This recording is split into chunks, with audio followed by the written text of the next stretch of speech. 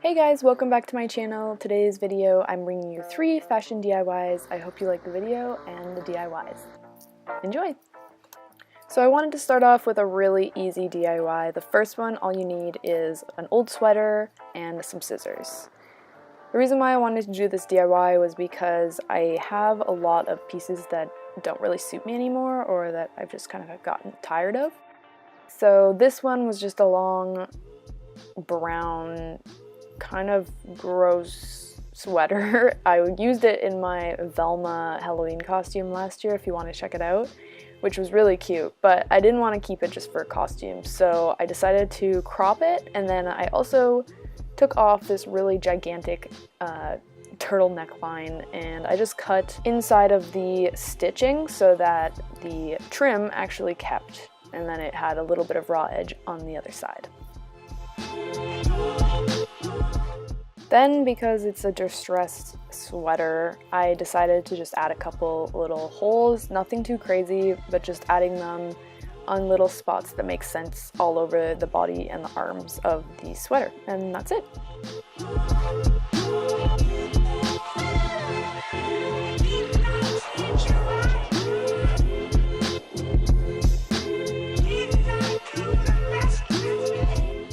On to DIY number 2.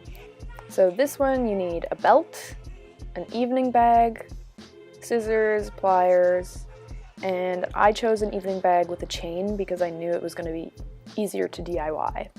So I wanted to make 2 loops on either side of the bag that would just slide into the belt without having a belt that I actually like permanently attached to a bum bag.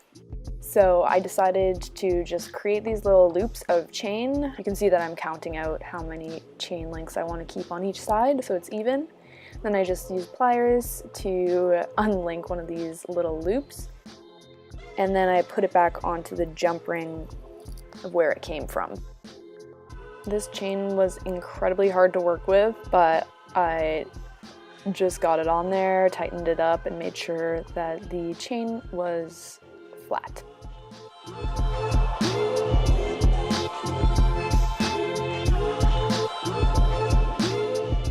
So you can just see me sliding in the belt.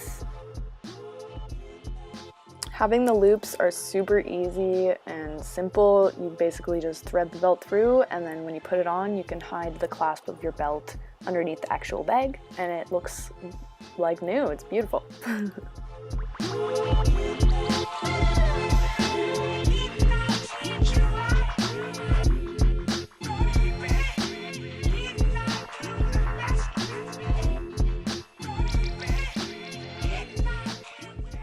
Yay, last DIY, number 3. So this one is customizing a denim jacket with a t-shirt. I just used speed sew, some scissors, and you can also opt for some embroidery thread or regular thread to sew this on. So I started by cutting the graphic of my t-shirt out. I just found this old t-shirt at Goodwill, and I love the graphic, but it didn't fit me, so that's a really good way to look out for these kind of cool graphic tees to help DIY. I started by planning where I wanted the graphic to go, which was inside the middle panel on the back of the jacket.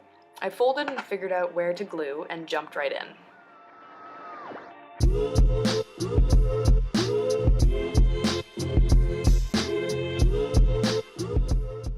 The no-sew I used said to make thinly spread lines on all the edges, mimicking the seam you would make with a regular needle and thread. So I started out by spreading on a thin layer on the top edge to then eventually slowly work my way around the entire patch. This part was pretty time-consuming because I really wanted to make it look like it had a seam along the edge by folding and making it perfect, but I was also making sure not to let the glue actually soak through the t-shirt so it wasn't visible, but I did then firmly press the 2 fabrics together just to make sure they really bonded.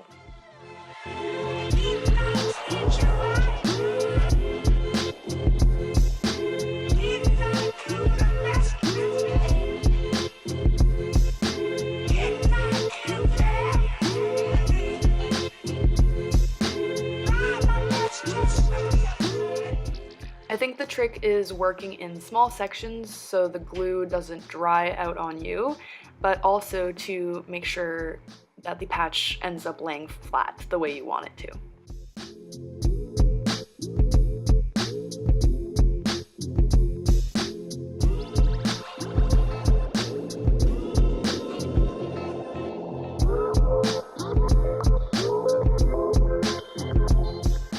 After going around the edge of the panel, be sure to spread a very thin layer under the middle of the patch so it really lays flat and is securely on there.